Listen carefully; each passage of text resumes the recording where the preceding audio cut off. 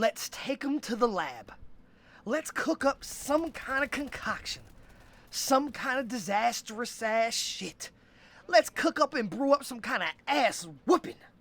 Kinda like what just happened to me. How did that guy even do this? Moment of silence for how I just got my ass whooped. Oh, what? What? Where were those bullets? What is going on, YouTube? The Assist Man. And inside of this video, I'm bringing you the most hated, that Call of Duty Advanced Warfare gameplay. But, in this gameplay, I actually did my thing, man. I'm playing on the map Biolab. And I was in the lab actually like a damn doctor over here cooking up an ass whooping for the enemy team. But that's the gameplay, man. I had a good game. I guess you'll have to look at the scoreboard at the end to realize that.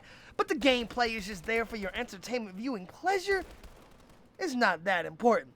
The topic at hand, though, that is what is important.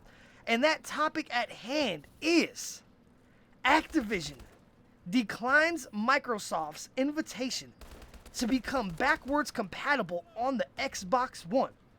Which means, maybe after all, we won't be able to play the Call of Duty games, the older ones, on our Xbox Ones. We might not be able to. But let's go ahead and talk about that now. You see, I'm not surprised. And as a matter of fact, I was 100% expecting this. So you gotta realize something. Even though it is no cost to the game developers and the game publishers themselves to have their games being backwards compatible on the Xbox One, it's no cost to them. Microsoft takes care of all the porting. Microsoft takes care of all the financial shit. Microsoft takes care of everything. All the developers have to do is give their approval. And a lot of developers already have. EA, Sega, Warner Brothers, Capcom, Ubisoft, Square Enix. The list goes on and on and on of the amount of publishers that already have said, hey, we signed off on it. We approve you guys to make our games backwards compatible for the new Xbox One. Because we care about our fans, man, and we want them to be able to play the games that they loved and the games that they have already paid for previously on their new console. But Activision pretty much said, fuck you. We ain't doing it. But see, I was expecting that. I was expecting that exactly to happen. And there's a reason for that. Now, pretty much the full, rollout of this backwards compatibility feature for the Xbox One is supposed to happen on the Xbox One in November. What comes out in November? I'll put y'all on the Jeopardy clock.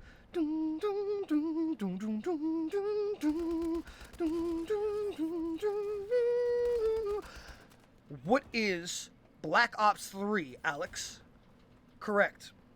You see, November, Black Ops 3 comes out. Think about that. Black Ops 3 comes out in November. Microsoft is launching backwards compatibility for the Xbox One in November.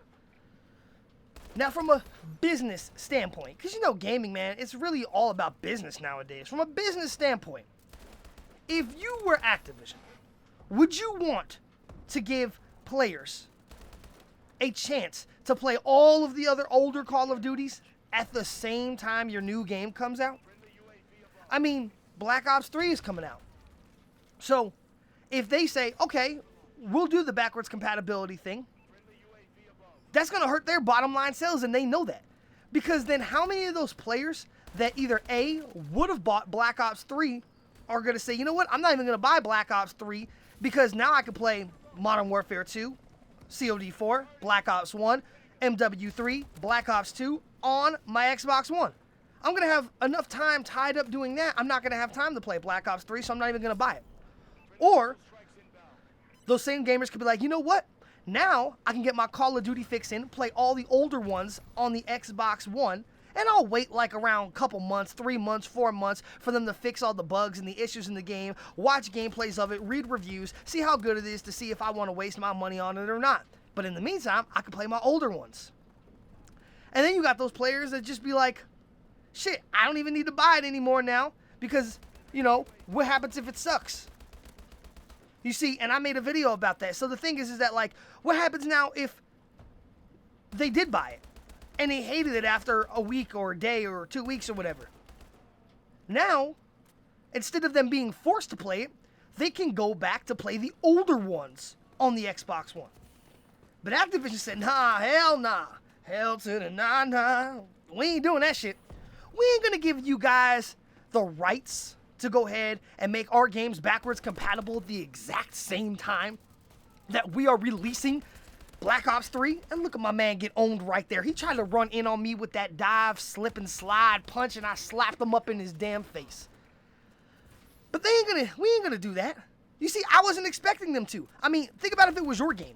Would you really, really, really want Microsoft to release all of your 6, 7, 8 older games and let players play them at the exact same time that your brand new game comes out?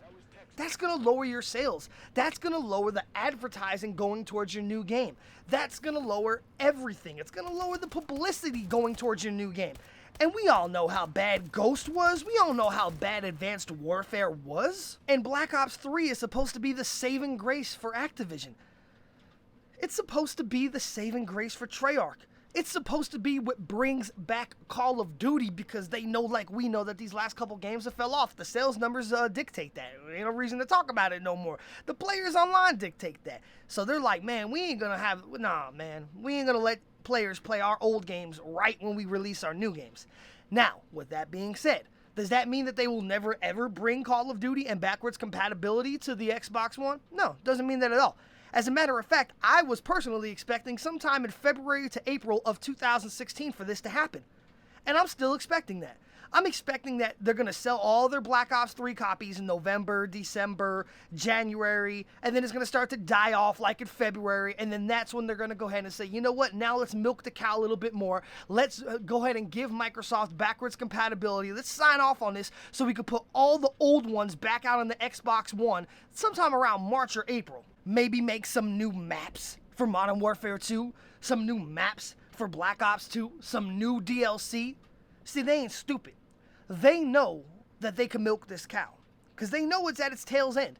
So what they plan on doing, this is what I expected them to do, was sell Black Ops 3 November, December, January, and February, and then it's going to start tailing off, and they got everybody who's pretty much already going to buy it by that time.